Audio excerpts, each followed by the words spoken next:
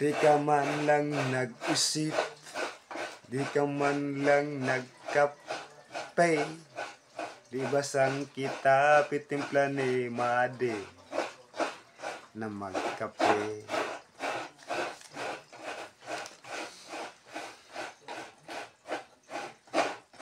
Di naman sila nagkulang, ibinigay ang iyong kailangan. Bakit bumagsak ka sa kalukuhan? Nagpabaya ka. Nagpabaya ka.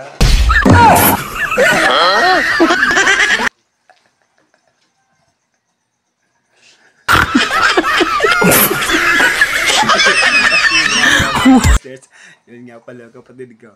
Nakita niya, tinakpan yung kanyang ayaw kasi makita yung taniman ng luya.